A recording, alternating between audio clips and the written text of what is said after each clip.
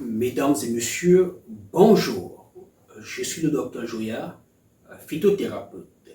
Aujourd'hui, nous allons parler de la stérilité masculine. Il est important de savoir que la stérilité dans le couple est multifactorielle.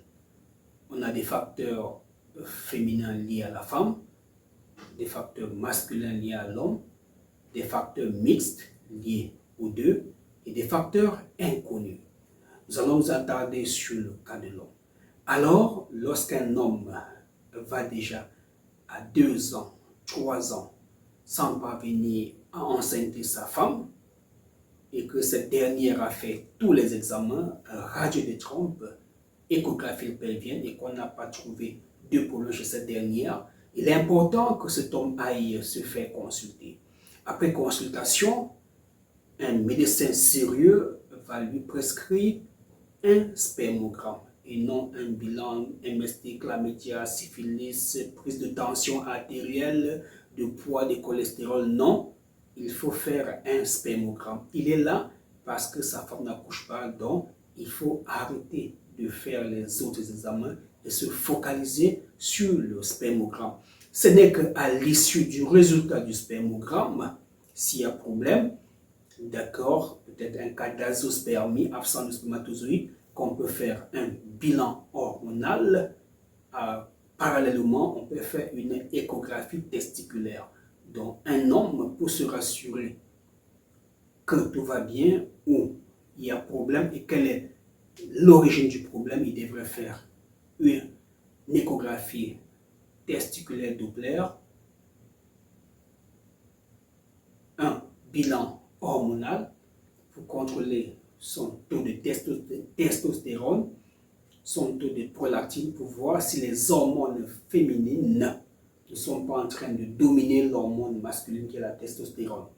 Il doit penser à faire une échographie testiculaire pour qu'on regarde l'intégrité de cette testicule. Est-ce qu'il n'a pas une atrophie testiculaire, une diminution de la taille des testicules qui a pour impact la non-production des spermatozoïdes dans les cas d'azospermie sécrétoire, ou encore est-ce qu'il n'a pas une dystrophie ovarienne, une augmentation de la taille des testicules à cause d'une dilatation des veines, appelée encore varicocèle, ou encore d'une présence d'un liquide dans les testicules, une hydrocèle, ou encore d'une orchite, une inflammation des testicules ou d'une épididymite. Après avoir fait tous ces examens, alors le médecin traitant, en ce qui concerne en médecine naturelle, nous allons donner 3 traitements ou encore 3 médicaments aux patients en fonction de l'étiologie. Alors, si c'est une infection qui est à l'origine de la destruction partielle ou totale du sperme, oligospermie, diminution du nombre de spermatozoïdes, asténospermie, des spermatozoïdes fatigués, une nécrospermie, des spermatozoïdes qui meurent tôt, alors on va donner un antibiotique. À la suite de l'antibiotique naturel, traditionnel, nous allons donner un remède qui va booster la production des spermatozoïdes.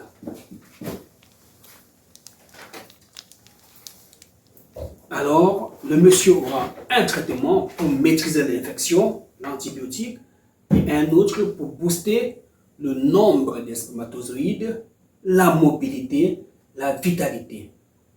Et s'il s'avère que le monsieur a un problème testiculaire, les testicules ont des soucis, alors nous allons lui donner plutôt ce remède.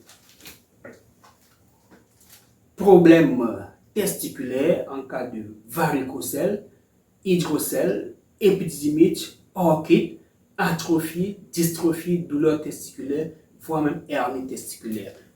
Alors, voilà le protocole thérapeutique que nous mettons à la disposition de tout homme qui vient nous rencontrer pour un problème de sperme. C'est lui le problème dans le couple, alors qu'il nous contacte en prenant le numéro au bas de notre petit écran Après avoir interprété son spermogramme, on verra bien si le problème est testiculaire. Nous allons chercher à voir ce que dit l'échographie testiculaire. Si le problème est infectieux, nous allons voir ce que dit le bilan MST, chlamydia, syphilis, herpès ou encore spermoculture, présence de staphylocoque. Alors, à partir des examens, nous allons mettre sur pied un protocole thérapeutique. Et le plus souvent, notre traitement s'étend sur une période de 90 jours. Les mêmes 90 jours que dure une spermatogénèse. Mesdames et messieurs, il est important de confier votre problème, vos problèmes de santé à des gens qui s'y connaissent un peu.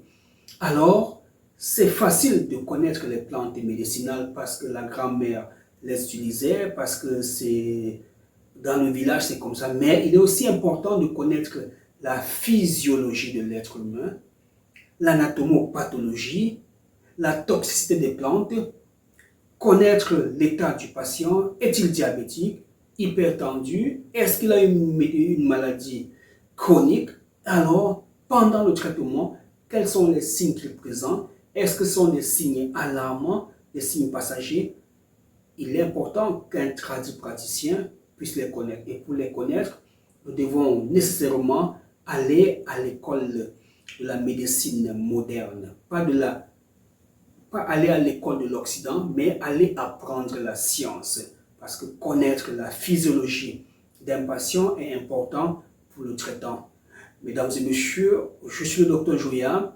Vous avez un problème de procréation, vous êtes un homme, vous avez une oligospermie, une asténospermie, une nécrospermie, voire même une nasospermie, vous ne comprenez plus rien, vous avez tout essayé à l'hôpital, à l'indigène, en médecine chinoise.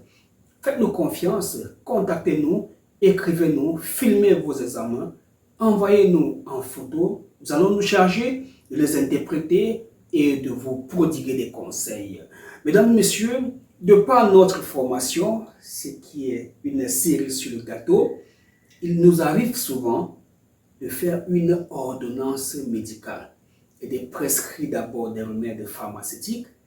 Vous commencez et à un niveau, nous introduisons des remèdes naturels et le tour est joué. Je vais chercher un cas où ce matin, j'ai fait une ordonnance de ceftriaxone 2 grammes en IVD, Janta 82 ampoules 160 en IM pendant 5 jours et de me revenir pour association de mon antibiotique et de spermatocure pour commencer à booster la spermatogénèse. Mesdames et messieurs, merci de nous avoir écoutés. Abonnez-vous, partagez la vidéo, parlez de nous autour de vous et nous chercherons de vous venir en aide. Merci. C'était le docteur Joya, phytothérapeute à Douala au Cameroun. À Douala au Cameroun et non au Congo, au Bénin, en France. Non, j'opère, je travaille à partir de Douala et de Douala uniquement et j'ai un seul numéro WhatsApp. Vous pouvez les retrouver sur les étiquettes des produits, un seul numéro sur les étiquettes des produits, alors que j'ai jusqu'à 3 numéros de téléphone, mais un seul est utilisé pour le cadre du travail de la médecine.